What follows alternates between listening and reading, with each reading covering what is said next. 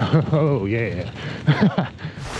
Well, didn't expect to be doing this on Black Friday, but the ground is covered in snow, so we are gonna get the snow bike down. I call it winter bike, but any bike to me is a winter bike if there's not snow on the ground. But so this is more of a snow bike. I need to make sure everything is in good working order. I always try to put these things away pretty clean. I always lube it up and everything before I hang it up for the year. But I'll be honest, there's been other years where I start riding it that I'm like, oh yeah, I needed to fix that. And the reason it's a snow bike is just because it has studded tires. It's the only bike I've ever bought new. Gotta be careful with my back. So this bike's a frequent flyer on this channel, but we'll still do a quick bike check. We got a Trek 4900. The old RockShox fork has been switched out for this Kona steel fork. Velo orange, happy stem. So I put the granola bars on last year, Velo orange, and it has made this bike so much more fun to ride. You get all that control in the winter from having those wider bars, sweet bars, just a more upright position when you're not riding fast anyways. Doing bar mitts again this year. We'll try them out. Some people love bar mitts. I've always been a little bit on the fence. Sometimes I just like my lobster gloves. These are like original Bontrager wheels on here. This is an original drivetrain. This is a 3x8 on here. I have the original index shifter for the rear, but the front I just have a 90s friction shifting ones. The index shifter still worked, but it always got gummed up and I had to clean it and fix it constantly, so I finally just took it off and went friction on the front rings. In the winter, I'm almost always in the middle ring on this bike anyways. This is not a bike to go crush it on. I did put one of my older Brooks saddles on. I'm gonna clean this up a little bit too. And then the Sortlieb waterproof bag on the back is nice for winter. So what I usually do is I have the Ortlieb on the back. Oh, I'm gonna need some spacers. And so that kind of has the tools and the stuff I don't need to access all the time. And then I will put a Swift catalyst on the front for my stuff that I want to get into my wallet. I'll probably put the down jacket in here and stuff like that. The other thing, this is a Presta valve 26-inch, so I'll find a tube, make sure I have that. It might already be in the bag, because I think my other 26-inch wheel bike, Schrader valve tubes in there because those old spin wheels are Schrader valves. So the reasons for the spacers on this bike is just to keep this part of the bag, which you could already see has gotten some damage from rubbing on the stem quite as much. That's pretty much the only reason. It's interesting, someone just commented on the video where I had put these bars on this bike last winter, and they were genuinely mad. Like mean and mad, like calling me an idiot and stuff. And again, I said this in the last video about the way I run my cables on my Gunnar, how people are like, why would you do that? So I explained why I do it and why it works for me. And also I wasn't telling anyone else they have to do it as always. But regardless, it's the same thing on this bike. Have long cable runs so the bag fits in here. They were like, why would you put a 60-degree rise stem or whatever they called it, just to have like bars with a 2-inch drop? So I think, one, they were very unclear when, if you're gonna be a real dick to me, at least be clear so I know what part you're making fun of me for. I think they were talking about, because I used to have the corner bars on here, which are kind of like faux drops. You run flat bar controls, but on like a drop bar setup. So like, why would you rise your stem to have drop bars? But I think it must just be another roadie thing where, you know, what's the expression? When you're a hammer, everything looks like a nail. When you're a roadie, everything just looks like speed. So the thing that they can't get past drops is drops would only be for an arrow position, not for the idea that you would have multiple hand positions. Another thing I like about drops that have a flare to them, or even that don't, if they're wide enough, is the leverage you get when you're riding some off-road stuff. To feel lower and to be in wider drops is sometimes more balancing, and I like that feeling. So yeah, I bump the bars up so they're more comfortable for me, but then still have drops. Also, when you put a riser stem on a vintage mountain bike, it's almost just putting the bars where you would have it on a normal bike anyways, like a gravel bike. I don't think people realize, a lot of people don't, how bad the geometry on these old bikes is. I always talk about it. I got my 89 stump jumper over there, and I've done stuff to make that work. Behind me, I have the Team Marin. I have the Happy stem on that too, with drop bars. And the whole point is those bikes were too low and long, in my opinion. And so to make them fun and comfortable, I like to bump the bars up, even if I'm going to be running drops. And when you put this next to my modern gravel bike, modern, it's 2014, it sets them up almost the same. So if you take time out of your day to make fun of someone's bike setup, to sit there angrily because I have built a bike that I love this setup now. My old bike is now a fun bike to ride again. You got cobwebs on your face. Oh, a lot of the snow is already melted. We're still gonna run the fenders. I mean, the studded tires. It'll give us a good shakedown ride on this bike, even if we don't need to worry about too much snow. Might snow later too though. So today is Black Friday. My joke has already been more like White Friday. Got him.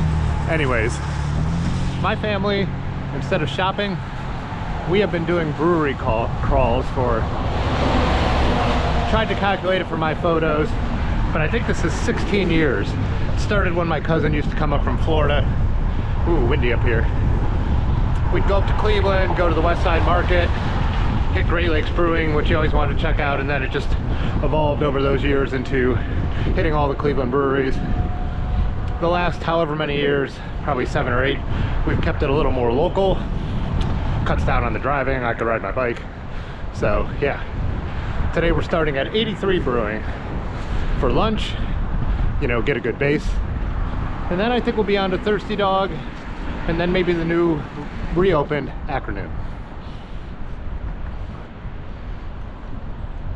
All right, good to remember that the front brake on this bike is merely a suggestion of stopping. Definitely something I need to look into. Oh yeah, shout out to 45 North. Last year they saw one of my videos and sent me new studs and a stud replacement tool. So that was pretty cool.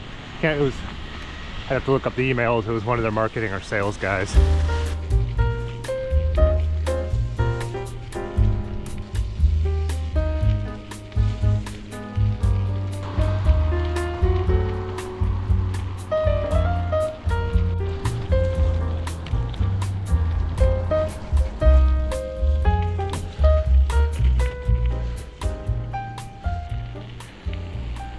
I am surprised by the lack of the snow on the ground. When I started to get the bike ready, just like a half hour before I left, it was coming down, lake effect snow, and just piling up. So later in the winter, I would still take my Gunnar or my Rowley on a day like this.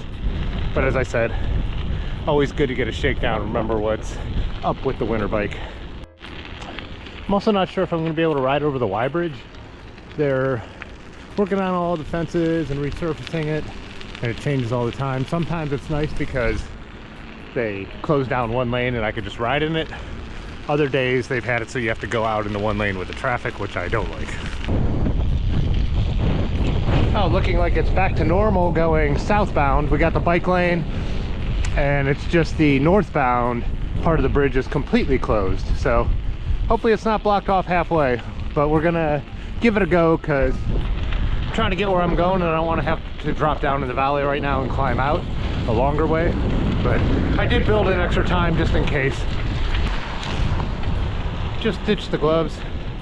You know, the air temp is like right around freezing, so not that bad. And I think the strong wind is kind of a wash with the sun.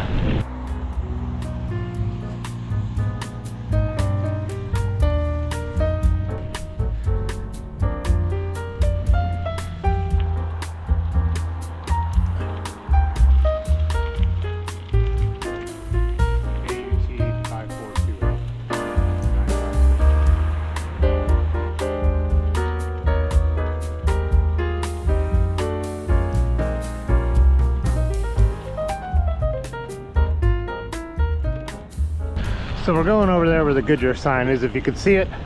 But since we're a little early, we're looping around on the Rubber City Heritage Trail. Everything went smooth enough that I don't have to worry about it.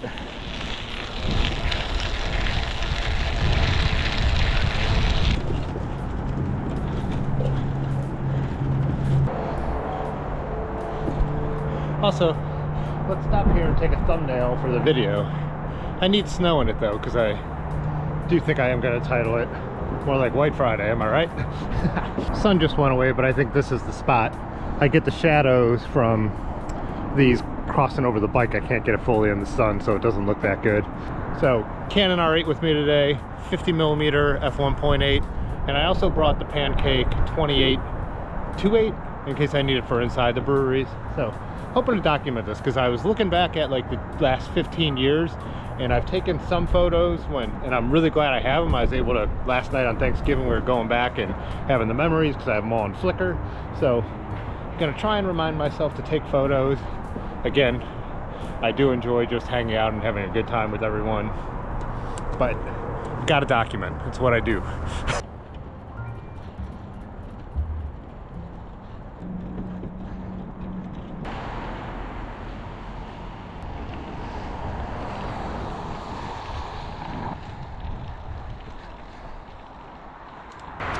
$7 miles even to get here.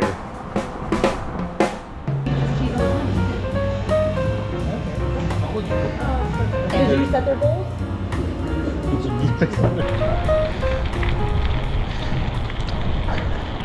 Stop one done. There goes my parents. Meeting them at Thirsty Dog. There goes my sister.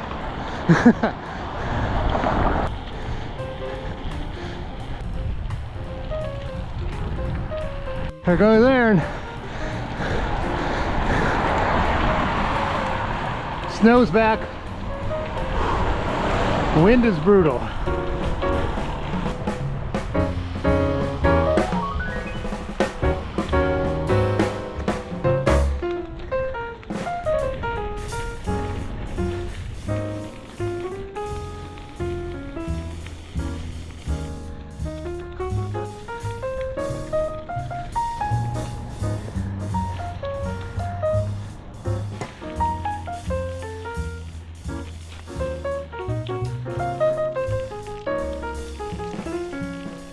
I got a liquor.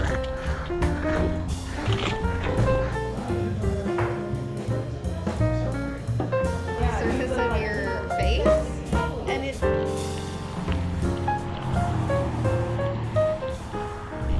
This guy tried pretending like he's not going to the dirtiest strip club in Akron, or he just doesn't know how to drive.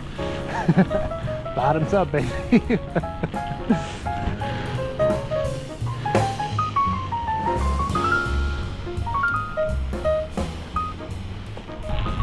All right, head to acronym.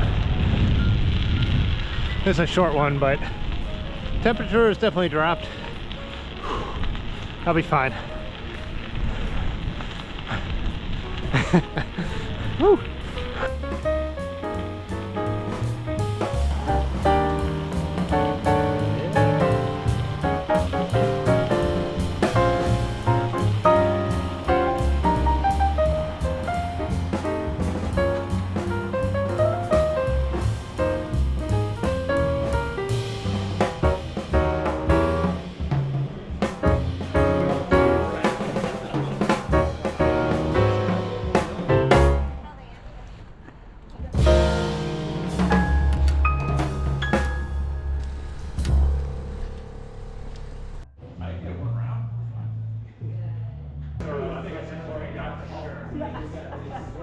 You're gonna be fine.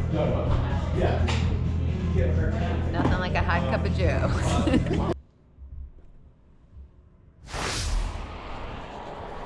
So another great Black Friday in the books. No, I did not take as many photos as I wanted to, and I didn't capture any footage at the end of the night, but you know, that's how it goes. On Saturday afternoon, I went down into the valley to meet my dad and my brother and some of their friends to watch the Ohio State-Michigan game, or as it's known, just the game. I took the Gunnar down there. I knew there'd be snow, as you could see here on some of the boardwalks, but the rest of it would be clear enough, so probably not worth taking the studded tires out. You know, I don't mind running them on pavement, but I try to preserve them as much as possible. You know, studded tires aren't cheap, and it's nice to have them last. I think mine are already at least 7 years old, so it's just a little cautious in areas like this, but otherwise I was totally fine. For the last 4 years, we've actually met for the game at Missing Falls Brewing, but my dad said him and his friends were like, well, they've lost the last 4 years, so we need to go somewhere different.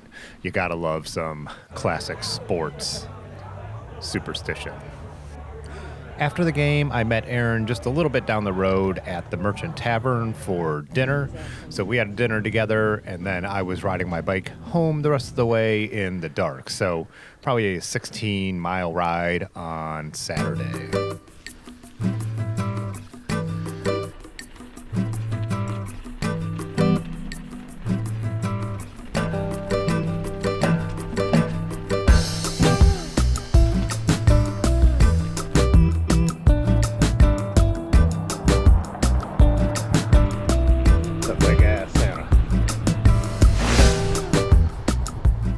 On late Sunday morning, I was heading in the opposite direction. I was going to meet a friend who was traveling back home from their Thanksgiving festivities from Michigan back to Maryland. We've been friends through the channel for a while, but we actually got to meet and hang out at Nutmeg in Connecticut earlier in the year. So we were going to meet for brunch out at Magic City Brewing. It was actually a little warmer this day, though it didn't feel it. It actually rained part of the morning. There was snow when I went to bed at night, rain in the morning, but it was all gone by the time I got out there, and all the rain had moved on to the east, so there was nothing else in the forecast for the rest of the day. So again, I hopped on my Gunnar and headed off to brunch. The canal looks like it's flowing like a river. The wind is so brutal.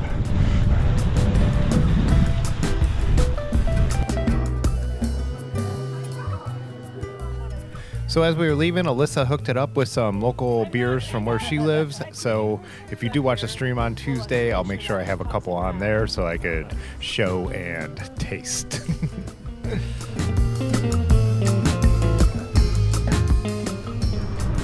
Pulling out a GoPro to try and capture footage of a falcon is kind of a useless endeavor. But there's a falcon ripping around up here. So that was my riding over the Thanksgiving break. If you like this video, do hit that like button. And I never ask you to do this, so why don't you actually smash that subscribe button for me? I appreciate it. I'll see you in the next one. Peace.